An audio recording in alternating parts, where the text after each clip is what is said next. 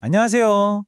혹시 좋은 의도로 뭔가를 해결하려고 했는데 오히려 일이 더 꼬여버린 경험 다들 한 번쯤 있지 않나요?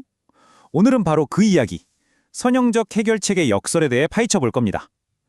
복잡한 문제에 단순한 해법을 들이댔을 때 왜 예상치 못한 결과가 벌어지는지 지금부터 같이 한번 알아보시죠. 와, 이 비유 정말 기가 막히지 않나요? 막 엉켜있는 실뭉치에서 눈에 딱 보이는 실 하나를 쭉 당기면 뭔가 해결되는 것 같지만 사실 그 안에서는 다른 실들이 더 단단하게 얽혀버리잖아요. 이 지문은 바로 이 이미지로 우리가 겪는 문제 해결의 딜레마를 정확히 짚어내면서 시작합니다. 오늘 우리가 함께 갈 길입니다. 먼저 이 역설이라는 게 대체 뭔지 큰 그림부터 이해하고요. 그 다음에 왜 그런 함정에 빠지는지 그 원인은 뭔지 파헤쳐 볼 겁니다. 그리고 나선 구체적인 사례로 개념을 확실히 다지고 마지막엔 시험에 나올 핵심만 콕콕 짚어보겠습니다. 준비되셨죠? 자, 첫 번째 핵심입니다. 선형적 해결책의 역설. 우리는 보통 문제가 생기면 A를 고쳐서 B라는 결과를 얻어야 하지 하는 아주 직선적인 해결책을 떠올리죠.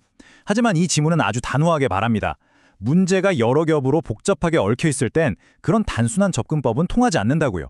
오히려 상황을 더 나쁘게 만든다고 경고하죠. 네, 바로 이 문장입니다. 이게 핵심이에요. 문제를 해결하겠다고 실 한 가닥을 힘껏 당겼더니 보이지 않던 곳에서 매듭이 더 꽉 조여지는 바로 그 상황. 이것이 바로 이 지문이 말하는 핵심적인 역설인 거죠. 좋은 의도가 최악의 결과를 낳을 수도 있다는 겁니다. 그렇다면 이 지문에서 말하는 선형적 해결책이라는 게 구체적으로 어떤 방식을 말하는 걸까요? 그 작동 원리를 한번 자세히 들여다보죠.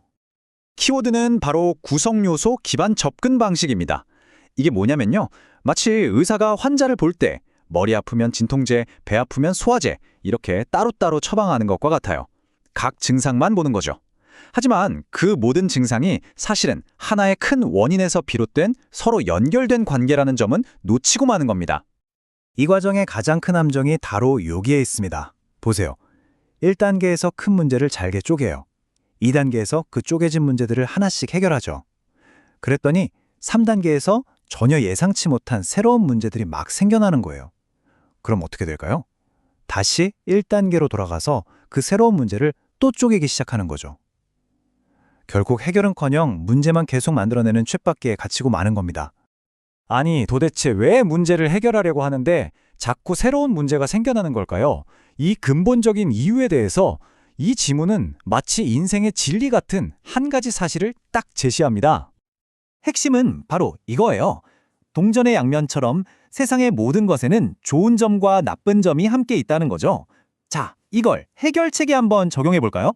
우리가 내놓는 그 어떤 완벽해 보이는 해결책이라도 반드시 그림자처럼 따라오는 부작용, 즉 부정적인 면이 존재할 수밖에 없다는 뜻입니다.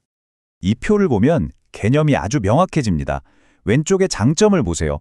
약을 먹어서 병을 치료하고 작은 문제를 해결하는 긍정적인 효과가 있죠.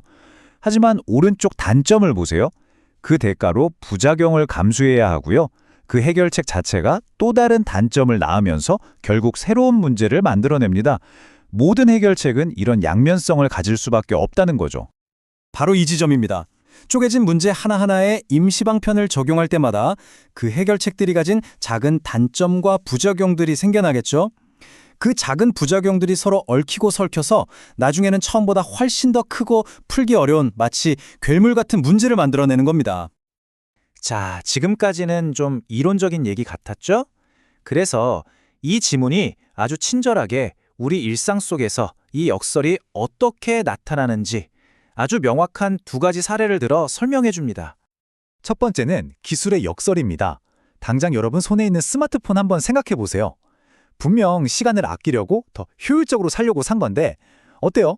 최신 기종 살려고 돈 더 벌어야 하고 새로운 기능 익히느라 오히려 시간을 더 쓰고 있진 않나요? 효율성을 위한 해결책이 도리어 새로운 시간과 비용의 문제를 낳은 셈이죠. 두 번째는 관료주의의 미로입니다. 원래 정부 부서는 시민들에게 서비스를 제공하기 위해 만들어진 해결책이잖아요. 그런데 그 서비스를 받으려면 거쳐야 하는 복잡한 서류 절차와 규정들이 이 그림의 미로처럼 그 자체로 거대한 문제가 되어버리는 경우를 우리 주변에서 흔히 보죠.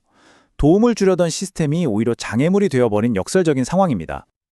자, 이제부터가 진짜 중요합니다. 지금까지는 숲 전체를 봤다면 이제부터는 돋보기를 들고 나무 하나하나를 미시적으로 들여다볼 시간이에요.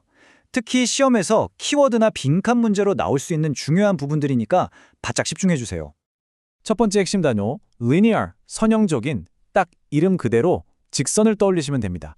원인 A를 넣으면 다른 변수 없이 결과 B가 딱 나온다고 믿는 아주 단순하고 직접적인 사고방식을 의미하는 거죠. 이 글의 제목이자 주제죠. 패러독스, 역설. 이걸 핵심 역설 뭐라고요? 네, 바로 해결책이 문제를 더 악화시킨다는 것. 이 모순적인 상황을 기억하세요. 세 번째 단어, 컴포넌트, 구성 요소입니다. 복잡한 문제를 잘게 쪼갰을 때 나오는 그 부분들을 의미하죠. 바로 선형적 해결책이 집중하는 대상이 바로 이 컴포넌트들입니다. 자, 이제 시험에 나올 만한 빈칸 문제에 대비할 시간입니다. 이 지문의 논리적인 뼈대를 이루는 핵심 표현들이에요. 예를 들어서 limited in their effectiveness, 효과가 제한적이다. 혹은 make the presenting problems worse, 기존 문제를 악화시킨다. 이런 구문들은 통째로 기억해 두시면 요약이나 빈칸 문제에 정말 큰 도움이 될 겁니다. 만약 시험에서 이 지문 전체를 한 문장으로 요약하라는 서술형 문제가 나온다? 고민할 필요 없습니다. 바로 이 문장을 떠올리세요. 선형적 해결책은 구성요소 기반 접근 방식을 통해 새로운 문제들을 만들어내서 복잡한 문제를 종종 악화시킨다. 이 문장 안에 모든 핵심 내용이 다 담겨 있습니다. 이 마지막 질문에 이 지문의 모든 메시지가 담겨 있습니다. 단순한 해결책의 문제를 더 크게 만들 때 우리는 과연 무엇을 놓치고 있는 걸까요? 어쩌면 우리는 눈앞의 실 한 가닥에만 집중하느라 그 실이 연결된 거대하고 복잡한 관계의 그물망 전체를 보지 못하는 건 아닐까요? 바로 이 질문을 기억하는 것이야말로 이 지문을 제대로 이해했다는 가장 확실한 증거가 될 겁니다.